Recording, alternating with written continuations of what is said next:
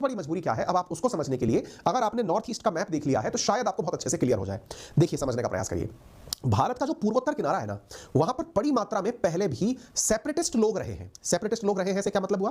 पृथकतावादी, यानी जो ये चाहते हैं कि उनका जो राज्य है वो अलग देश बन जाए। यानी इस तरह के अलगाववाद चाहने वाले लोग रहे हैं, जो मिजोरम को अलग देश, नागालैंड को नागालैंड, त्रिपुरा को त्रिपुरालैंड, मतलब सब अपना अपना, उधर अरुणाचल प्रदेश को चीन अपना। यानी हमारा जो पूर्वोत्तर का जो राज्य का हिस्सा है उसको या तो स्वतंत्र रहना है या चीन के साथ मिल जाना है। भारत को वहां की स्थितियों को कंट्रोल करने के लिए, क्योंकि एक तरफ तो हमारे सिर पर बैठा हुआ है चीन, नॉर्थ पर चीन टिका हुआ है, तो उससे तो हम दोस्ती की उम्मीद कर नहीं सकते, क्योंकि 1962 में वो पहले हमारे छुरा घूम चुका है। अब अगर हम म्यांमार के साथ भी थोड़ा सा भी व्यवहार ऐसा रख ले, देखो ध्यान से समझना, मैप आपको इसलिए ज्यादा जरूरी है जानना, मैं फिर से आपको एक बार मैप की तरफ ले चलता हूं ताकि आप इस बात को रिलेट कर पाए। अगर आप इस चीज को देखें कि भारत के लिए ये पूर्वोत्तर क्षेत्र कितना मायने रखता है, इसको समझने के लिए आप पहले बांग्लादेश को समझें। बांग्लादेश से अगर हम उत्तर की तरफ चलते हैं तो यहां पर हमको सिलीगुड़ी कॉरिडोर दिखाई देता है। आप सोचकर देखिए कि भारत के साथ अगर पूर्वोत्तर की बात की जाए तो पूर्वोत्तर मुख्य भारत से इतनी सी लाइन से कनेक्टेड है, 20-22 किलोमीटर चौड़ी पट्टी से कनेक्टेड है। बाकी पूरा की पूरा जो ये हिस्सा है ये एकदम लैंडलॉक हिस्सा है। लैंडलॉक हिस्से में एक तरफ बांग्लादेश जो कि कभी पूर्वी पाकिस्तान हुआ करता था, यानी 1971 तक तो ये पाकिस्तान ही था, और आज भी यहां पर पाकिस्तान के अवशेष तो है ही ना, ये भी तो हमसे सेपरेट होकर धर्म के आधार पर अलग देश बना था। पाकिस्तान के साथ तो ये भी क्या था ना। तो ऐसी स्थिति में इससे भी आप ये तो अपेक्षा नहीं कर सकते कि ये पूर्वोत्तर पर हमारा जो भी अधिकार है उसको बनाए रखने में मदद करेगा। ऐसी स्थिति में इधर की तरफ म्यांमार है, म्यांमार को भी अगर हम दुश्मन बना लें तो आप विचार करिए, ऊपर की तरफ चीन हमारा दुश्मन, बांग्लादेश किसकी तरफ है? फिलहाल तो 1971 के बाद से ये हमारे गुण गाता है, 1971 से पहले तो ये भी पाकिस्तानी था, और आज भी इसके यहाँ पे बहुत से रेडिकल तत्व ऐसे हैं जो कि भारत विरोधी हैं। ऐसी स्थिति में अगर बांग्लादेश बिगड़ता है, म्यांमार से हम दुश्मनी ले लेते हैं, तो भाई साहब यहां पर क्या होगा इसका अंदाजा लगाना कोई बहुत मुश्किल टास्क नहीं है। इसलिए भारत सरकार ने इस देश में कुछ भी हुआ हो उन देश के साथ पूरी मित्रता निभाई कि भाई म्यांमार हम तेरे साथ खड़े हैं, तेरे यहां मिलिट्री रहे तो हम तेरे साथ, तेरे यहां लोकतंत्र रहे हम तेरे साथ, हम तेरे इंटरनल मैटर के ऊपर कुछ भी डिस्कशन नहीं करेंगे।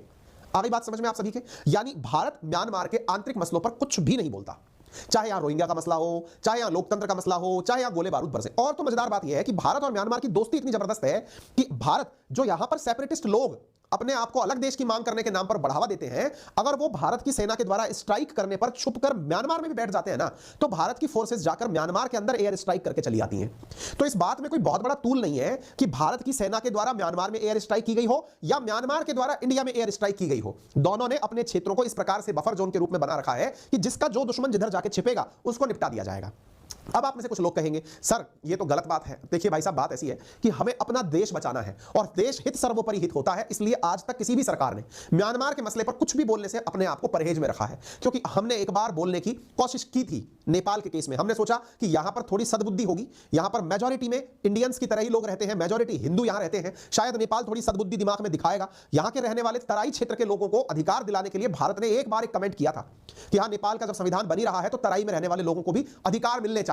इस बात का आज तक इंडिया जो है वो नुकसान भुगत रहा है, क्योंकि इतनी सी बात पर वो मुंह फुला के तुमड़े सा बैठ गया और जाकर के चीन की गोदी में जाकर टिक गया कि नहीं साहब देखो इंडिया मेरे इंटरनल मैटर पर हस्तक्षेप कर रहा है। चीन को चाहिए क्या? उसको तो पता है ना कि ये जितने भी क्रैक टाइप के लोग हैं इनको कुछ नहीं चाहिए, इनको तो लुढ़कना है, इधर लुढ़केंगे नहीं तो उधर लुढ़केंगे, उससे नाराज मेरी गोदी में लुढ़केंगे, मुझसे नाराज उसकी गोदी में लुढ़केंगे। तो ये लुढ़कने लोटों को इंडिया पहचानता है।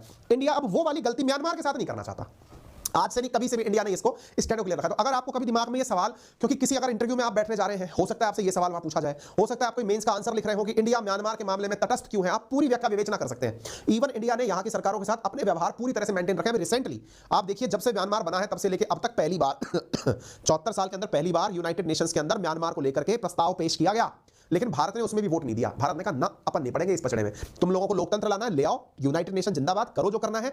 अब मुसीबत ये है, बोले सर चीन किस तरफ है, फिर ये बता दो हमें, ये भी तो बात हो सकता है ना, चीन किस तरफ है सर? तो मैंने कहा भाई साहब चीन जहां भारत का विरोध हो वो उस तरफ है। म्यांमार में चीन सक्सेसफुल क्यों नहीं हो पा रहा है? कोशिश तो खूब करता है वो, क्योंकि भारत ने आज तक म्यांमार को उल्टा कुछ दिखाया ही नहीं कि भाई तेरे साथ है हम, तो अब तेरे मन में आए तो रख। ऐसी स्थिति में अगर इंडिया कुछ भी तरह से म्यांमार के खिलाफ हो जाए तो चीन तो बैठा है तैयार आने के लिए। अब आपको मैं बताऊं, अभी यूनाइटेड नेशन सिक्योरिटी काउंसिल के 15 देशों के बीच में जब ये प्रस्ताव आया कि हाँ जी, अभी की बात बता रहा हूं, अभी 7 दिन पहले की, कि म्यांमार के खिलाफ कोई बात क्यों नहीं करता, तो 12 देशों ने म्यांमार के खिलाफ वोट किया। भारत ने वोटिंग में भाग नहीं लिया। भारत का कारण बता दिया मैंने अब आपको। अब ऐसी स्थिति में चीन और रूस ने भी वोटिंग में भाग नहीं लिया जनाब। इससे अंदाजा लगाओ अब आप भारत की कैलकुलेशन कितनी सही है। अगर गलती से हमने वहां पर केवल यह कह दिया होता कि डेमोक्रेसी के लिए वोटिंग करते हैं, हो गया चीन का म्यांमार, और फिर हमको क्या मिलता वो आपको पता है। तो स्थितियां समटाइम्स अपने हितों को देखकर फैसले लिए जाने की होती हैं, ठीक है ना। तो उम्मीद है आपको यह बात समझ में आई होगी। तो अब इस बात में कि